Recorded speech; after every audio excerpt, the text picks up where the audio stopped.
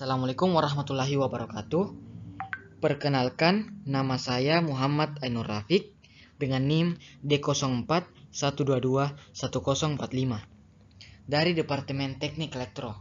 Di sini saya akan menjelaskan tentang materi sebagai pengganti mid-test mata kuliah umum Bahasa Indonesia, yaitu tentang ejaan dalam bahasa Indonesia. Sebelum kita masuk ke dalam materi, apa sih itu pengertian ejaan? Ejaan dalam Kamus Besar Bahasa Indonesia adalah kaidah cara menggambarkan bunyi-bunyi atau kata, kalimat, dan sebagainya dalam bentuk tulisan atau huruf-huruf serta penggunaan tanda baca. Kemudian, tujuan dari ejaan. Tujuan dari ejaan yaitu pertama, untuk mengetahui cara penulisan huruf dan kata yang baik dan benar. Yang kedua, untuk mengetahui pengaruh lingkungan terhadap penggunaan tata bahasa yang baik. Kemudian, penulisan huruf. Huruf abjad. Abjad adalah kumpulan huruf yang digunakan dalam bahasa Indonesia yang terdiri dari atas huruf-huruf berikut, yaitu A, B, C, D, E, sampai Z. Dan pelafalannya terdapat pada gambar di bawah. Kemudian, huruf vokal. Huruf vokal adalah huruf yang melambangkan vokal yang tujuannya berfungsi untuk menghidupkan kata. Bunyi bahasa huruf vokal ini terjadi di alat bicara ketika aliran udara yang keluar dari paru-paru tidak mengalami hambatan. Huruf vokal terdiri atas 5 huruf, yaitu A, I, U, E, dan O. Contoh pemakaian dalam kata di awal pada kata A yaitu adik, contoh kata di tengah yaitu nasi, contoh kata di akhir yaitu mata, dan seterusnya.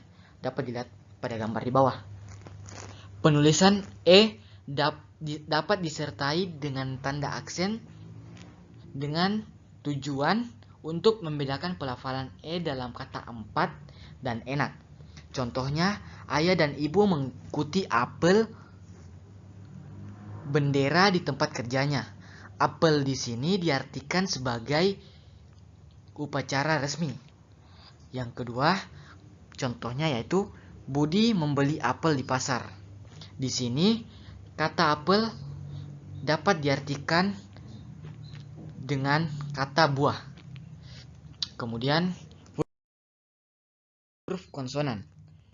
Huruf konsonan adalah huruf yang tidak masuk ke dalam huruf vokal, yang bunyi bahasa huruf konsonan yang dihasilkan oleh alat bicara terjadi ketika aliran udara yang keluar dari paru-paru mengalami hambatan.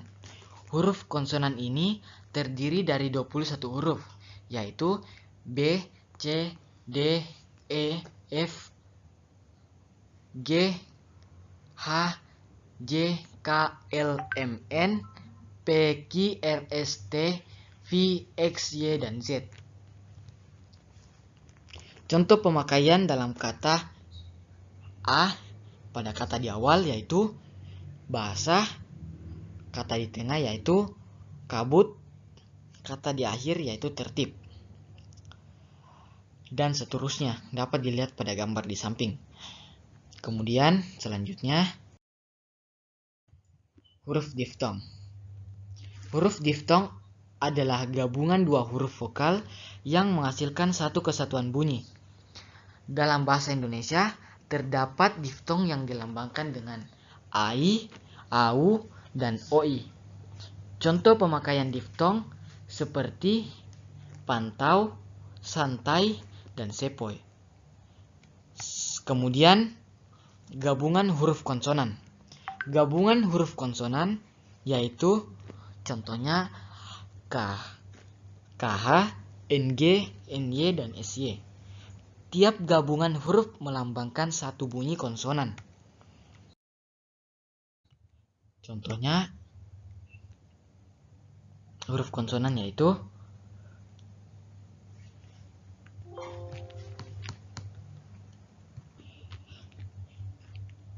sudah dijelaskan di atas.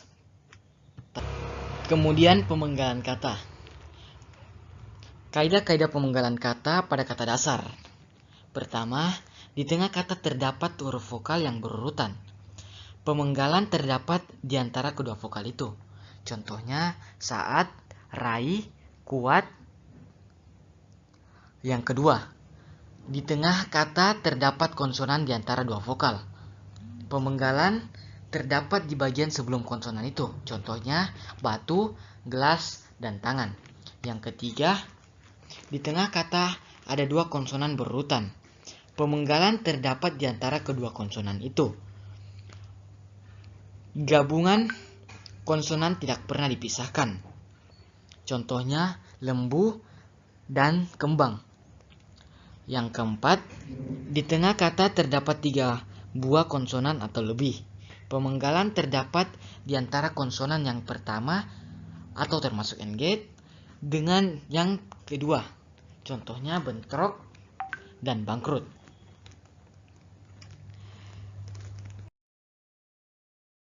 Kemudian imbuhan awalan dan imbuhan akhiran. Imbuhan awalan adalah kata imbuhan yang diletakkan di bagian awal di sebuah kata dasar. Contohnya beranak, pengerat, melamar, tertutup, dibaca, serumah, dan lainnya. Yang kedua, imbuhan akhiran. Imbuhan yang terletak di akhir kata adalah imbuhan akhiran. Dalam pembentukan kata ini tidak pernah mengalami perubahan bentuk. Contohnya kean, peran, penan, beran, senya, dan lainnya. Kemudian selanjutnya, suatu kata terdiri lebih dari satu unsur. Jika suatu kata terdiri dari atas lebih dari satu unsur dan salah satu unsur itu dapat bergabung dengan unsur lain, maka pemenggalan dapat dilakukan di antara unsur-unsur itu. Contohnya swadaya. Kemudian pemakaian huruf kapital dan miring. Pertama, huruf kapital atau huruf besar. Huruf kapital yang pertama itu, huruf kapital dipakai pada huruf pertama kata atau pada awal kalimat. Yang kedua, huruf kapital pada huruf pertama petikan langsung. Yang ketiga, huruf kapital dipakai sebagai huruf pertama dalam ungkapan yang berhubungan dengan nama Tuhan dan kitab suci. Yang keempat, huruf kapital dipakai sebagai huruf pertama nama gelar kehormatan, keturunan, dan keagamaan yang diikuti oleh nama orang. Yang kelima, huruf kapital sebagai huruf pertama unsur nama jabatan dan pangkat, diikuti dengan nama orang atau dipakai sebagai pengganti nama orang tertentu, nama instansi, atau nama tempat. Yang keenam, yaitu huruf kapital dipakai sebagai huruf pertama unsur-unsur nama orang. Yang ketujuh, huruf kapital digunakan sebagai huruf pertama nama bangsa, suku bangsa, dan bahasa. Yang kedelapan, huruf kapital digunakan sebagai huruf pertama nama tahun, bulan, hari, hari raya, dan peristiwa sejarah. Yang kesembilan, huruf kapital digunakan sebagai huruf pertama nama geografi yang diikuti nama diri.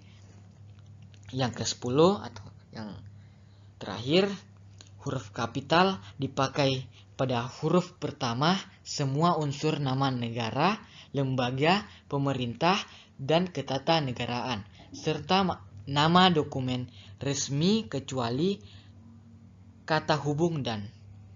Kemudian huruf miring. Yang pertama, huruf miring digunakan dalam cetakan di bagian penulisan nama buku, majalah, dan surat kabar yang dikutip dalam tulisan. Yang kedua, huruf miring digunakan dalam cetakan untuk menegaskan atau mengkhususkan huruf, bagian kata, kata, atau kelompok kata. Yang ketiga, huruf miring digunakan dalam cetakan untuk menuliskan atau mengungkapkan yang bukan bahasa Indonesia. Selanjutnya, penulisan kata. Kata dasar. Kata dasar atau kata tunggal adalah kata yang ditulis sebagai satu kesatuan. Penamaan kata dasar lebih pada bentuknya yang belum mengalami proses morfologis. Contohnya, ayah pergi ke kantor lebih cepat dari biasanya. Di sini ada kata pergi merupakan kata dasar. Yang kedua, kata turunan. Kata turunan merupakan kata dasar yang sudah mengalami proses morfologis seperti proses penyembuhan, permajemukan, pengulangan, dan penyingkatan. Contohnya yaitu di, meng, dan me. Contoh pada kata turunan yaitu diampuni, meng itu menggarisbawahi, kata me mempermainkan. Kemudian yang ketiga, kata ulang. Kata ulang atau bentuk ulang ditulis secara lengkap dengan menggunakan tanda hubung. Contohnya lauk pauk, gerak-gerik, dan teka-teki. Kemudian gabungan kata. Gabungan kata ditulis serangkai, yaitu contohnya para orang tua sedang berkumpul di aula sekolah.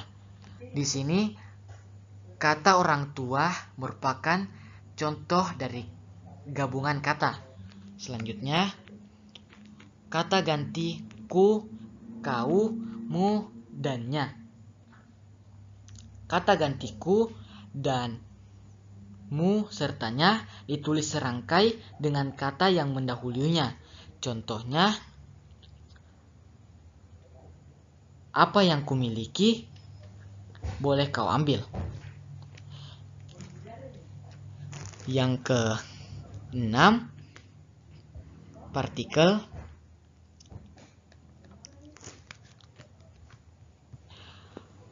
Partikel sendiri memiliki artian sejenis kata tugas yang memiliki bentuk khusus, yaitu sangat ringkas atau kecil dengan fungsinya tertentu.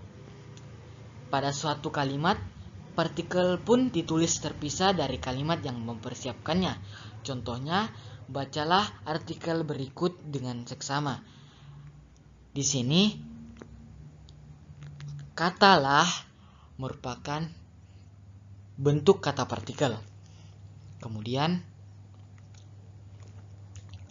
yang ke-7, kata depan di, ke, dan dari.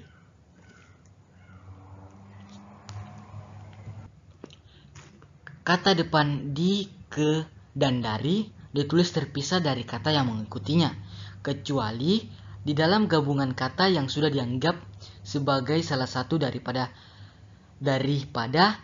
kata yang ditulis serangkai, seperti kepada, daripada, kemari, keluar, dan dikeluarkan. Dan contoh kata depan di, ke, dan dari yang ditulis tidak terpisah yaitu, aku habis pergi dari rumah teman untuk mengerjakan tugas kelompok. Di sini, kata dari merupakan bagian dari kata depan di, ke, dan dari itu sendiri. Kemudian, yang ke-8, singkatan dan anonim. Pengertian singkatan adalah bentuk yang dipendekkan yang terdiri atas satu huruf atau lebih. Sedangkan akronim adalah singkatan yang berupa gabungan huruf awal kata, gabungan suku kata, ataupun gabungan huruf dan suku kata dari deret kata yang disingkat. Akronim dibaca dan diperlakukan sebagai kata.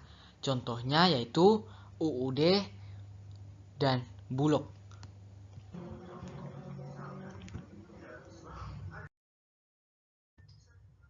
Thank you. Terima kasih atas kesempatannya. Dan dapat disimpulkan bahwasanya untuk mengetahui cara penulisan huruf dan kata yang baik dan benar perlu diperhatikan, yaitu penulisan hurufnya, pemenggalan katanya, pemakaian huruf kapital dan miringnya, dan penulisan katanya. Terima kasih atas perhatian dan waktunya. Saya akhiri dengan wabillahi taufiq wal hidayah. Wassalamualaikum warahmatullahi wabarakatuh.